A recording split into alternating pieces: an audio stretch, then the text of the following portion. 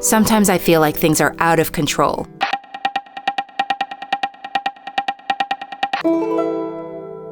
That the world is changing faster than I ever imagined possible.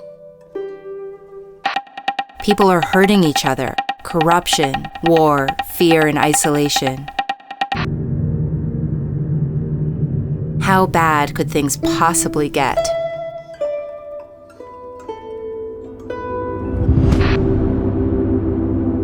I used to think I could change other people. If I fought hard enough, it would really work.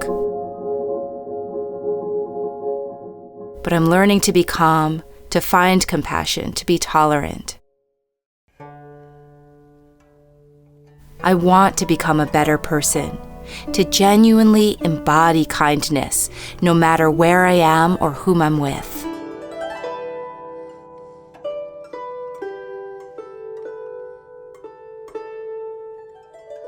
This is the practice of Falun Gong. When I found it 23 years ago, it just clicked for me. And not just because I was interested in health or meditation. There was something really different about Falun Gong. It gave me a sense of calm and a lightness of being, like the world had just been lifted off my shoulders.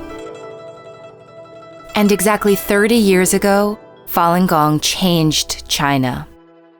Today, Falun Gong is practiced by millions of people around the world. But it all started in China in 1992 when Qigong practices had become very popular.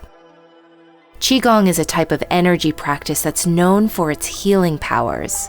Falun Gong was so effective for people's health that within 1 year of public teaching, it became the top Qigong practice in the entire nation.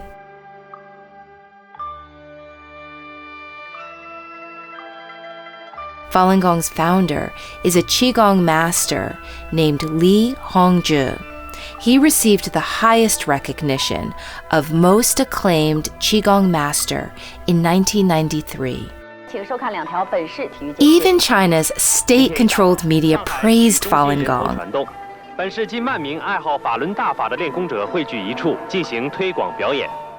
The Shenzhen Star Times wrote, "Falun Gong obviously improves health. There are so many patients who have benefited from it." And China Today magazine wrote that people of all ages, from teens to seniors, come to learn the practice. Government officials, as well as people from all walks of life, military personnel, professors, students, and physicians are all learning.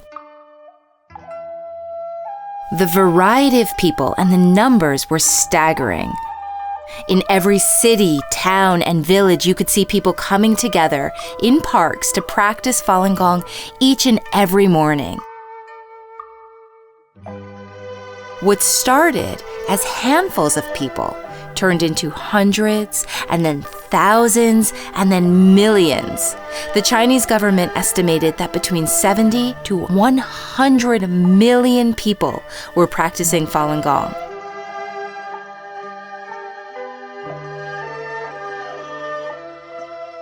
But it wasn't just the miraculous health benefits people experienced that made Falun Gong so popular.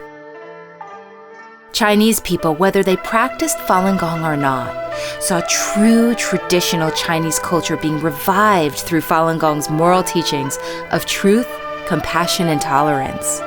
That cultural revival brought a sense of hope, positivity, and meaning to the lives of millions of people.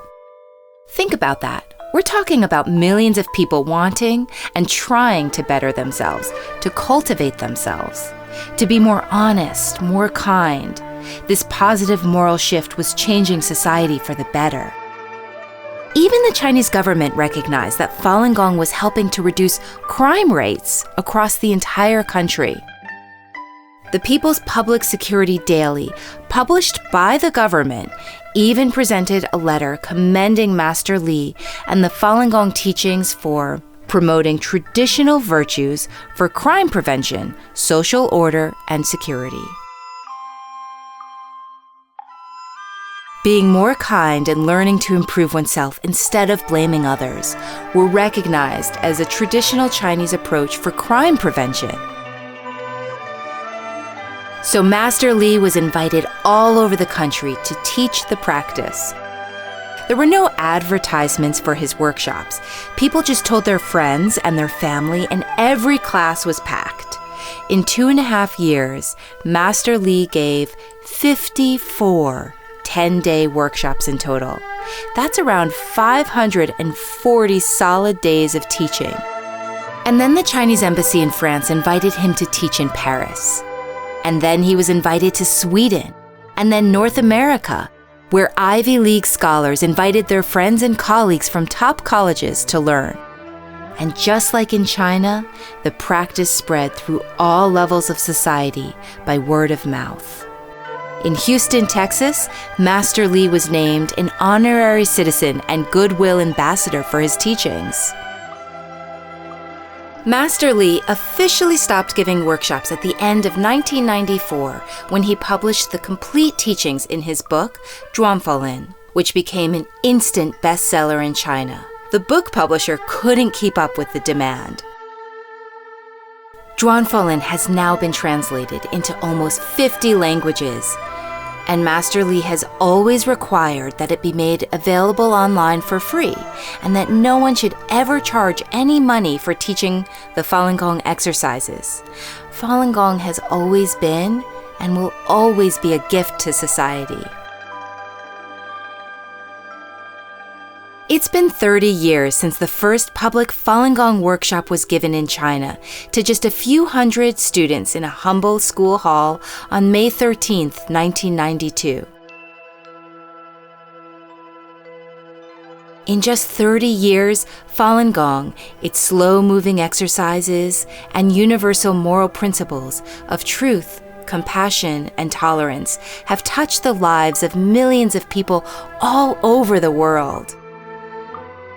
And throughout these 30 years in China, Falun Gong has always stayed true to its teachings of nonviolence and compassion. Even when they became the target of brutal persecution started by the Chinese dictator Jiang Zemin in 1999, Falun Gong practitioners have always responded with nonviolence and compassion. And for me, no matter how chaotic things seem to be in the world these days, Falun Gong and truth, compassion, and tolerance is how I'm improving myself, how I'm learning to stay calm and positive. It gives me the strength to be good and to be kind no matter what comes my way.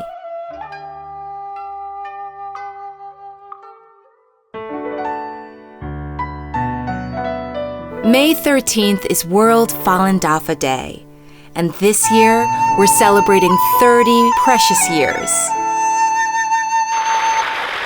Thank you, Master Li, for giving us this wonderful practice.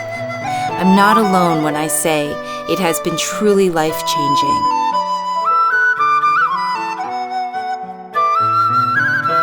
Falun Gong is great. Truth, compassion, and tolerance is great. Happy World Falun Dafa Day.